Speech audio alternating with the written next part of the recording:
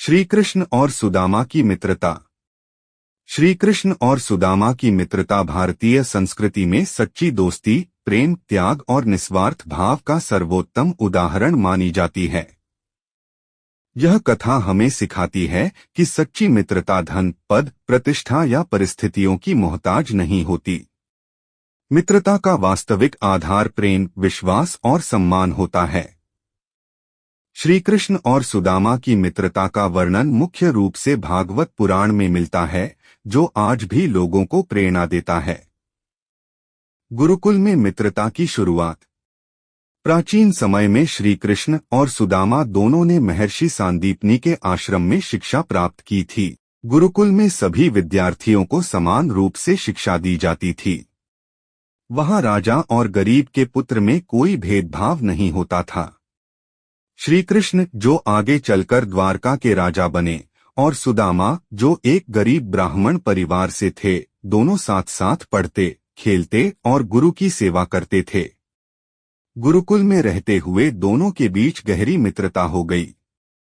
वे एक दूसरे का सम्मान करते थे और हर कार्य मिलजुल कर करते थे। एक बार गुरु माता ने उन्हें जंगल से लकड़ियां लाने के लिए भेजा। जंगल में अचानक तेज वर्षा और आंधी आ गई। दोनों मित्र रात भर एक पेड़ के नीचे खड़े रहे और एक दूसरे का साथ देते रहे। जब अगले दिन गुरुजी को इसका पता चला तो वे दोनों की निष्ठा और मित्रता से अत्यंत प्रसन्न हुए और उन्हें आशीर्वाद दिया। जीवन में आया परिवर्तन। शिक्षा पूर्ण होने के बाद दोनों अपने अपने घर लौट गए। समय के साथ श्री कृष्ण द्वारका के राजा बन गए। उनकी कीर्ति चारों ओर फैल गई। दूसरी ओर सुदामा एक साधारण ब्राह्मण के रूप में जीवन बिताने लगे। वे विद्वान और धार्मिक थे, परंतु आर्थिक रूप से बहुत गरीब थे। उनके परिवार को कई बार भोजन तक नहीं मिल पाता था। सुदामा की पत्नी अत्यंत पतिव्रता और समझदार थी।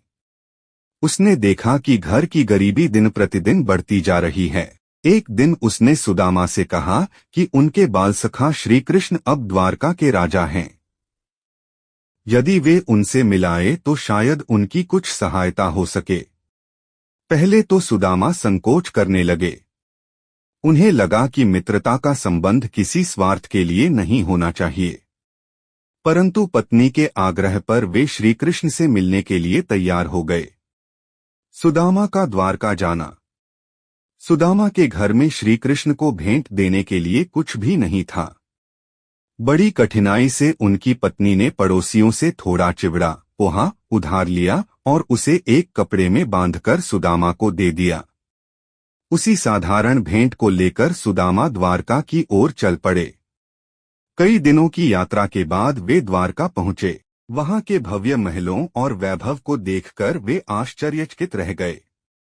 उन्होंने सोचा कि इतने बड़े राजा के पास एक गरीब ब्राह्मण को कौन प्रवेश करने देगा। लेकिन जब श्री कृष्ण को पता चला कि उनके मित्र सुदामा आए हैं, तो वे तुरंत अपने सिंहासन से उठकर दौड़ पड़े। मित्रता का अनुपम उदाहरण। श्री कृष्ण ने सुदामा को देखते ही उन्हें गले लगा लिया। उनके नेत्रों से आनंद के आंसू बहने लगे। उन्होंने अपने मित्र को अत्यंत सम्मानपूर्वक महल में ले जाकर आसन पर बैठाया। स्वयं उनके चरण धोए और उनका स्वागत किया। यह देखकर वहां उपस्थित सभी लोग आश्चर्यचकित रह गए कि द्वारका का महान राजा एक गरीब ब्राह्मण के प्रति इतना प्रेम और सम्मान दिखा रहा है। श्री कृष्ण ने सुदामा से उनके जीवन की बातें पूछीं और गुरुकुल के दिनों की स्मृतियों को याद किया। दोनों मित्र पुरानी यादों में खो गए। सुदामा अपने साथ लाया हुआ चिवड़ा देने में संकोच कर रहे थे। उन्हें लगा कि इतने वैभवशाली राजा को यह साधारण भेंट कैसी लगेगी। लेकिन श्री कृष्ण तो अपने मित्र के प्रेम को देखते थे, वस्तु के मूल्य को नहीं। उन्होंने स्वयं सुदामा के हाथ से वह पोटली ले ली और बड़े प्रेम से चिवड़ा खाने लगे। कहा जाता है कि उन्होंने एक मुट्ठी चिवड़ा खाया और दूसरी मुट्ठी खाने लगे तो उनकी पत्नी रुक्मिणी ने उन्हें रोक लिया। उनका मानना था कि श्री कृष्ण पहले ही सुदामा को अपार समृद्धि देने का संकल्प कर चुके हैं। सुदामा की विनम्रता। सुदामा श्री कृष्ण से मिलने तो आए थे, लेकिन उन्होंने अपनी गरीबी का कोई उल्लेख नहीं किया। वे अपने मित्र से कुछ मांगना नहीं चाहते थे। उन्होंने सोचा कि यदि मित्रता में स्वार्थ आ जाए तो उसका महत्व कम हो जाता है। इसलिए वे कुछ दिनों तक द्वारका में रहे और फिर वापस अपने घर लौटने लगे।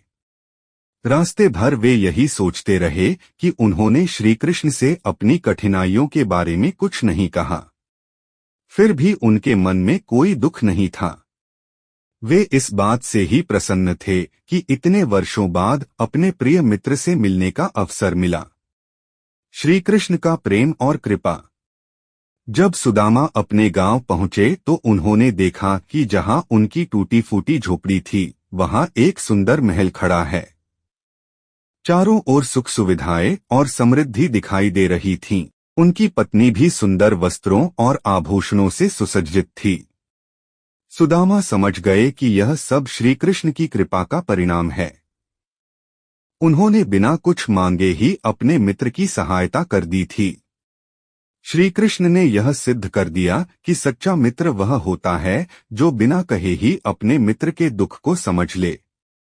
मित्रता का आदर्श। श्री कृष्ण और सुदामा की मित्रता केवल दो व्यक्तियों की कहानी नहीं है, बल्कि यह मानव जीवन के लिए एक महान आदर्श है। इस कथा से हमें कई महत्वपूर्ण शिक्षाएं मिलती हैं।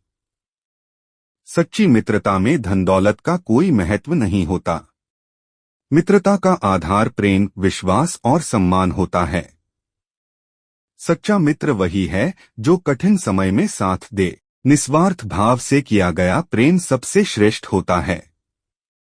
अहंकार मित्रता को नष्ट करता है, जबकि विनम्रता उसे मजबूत बनाती है।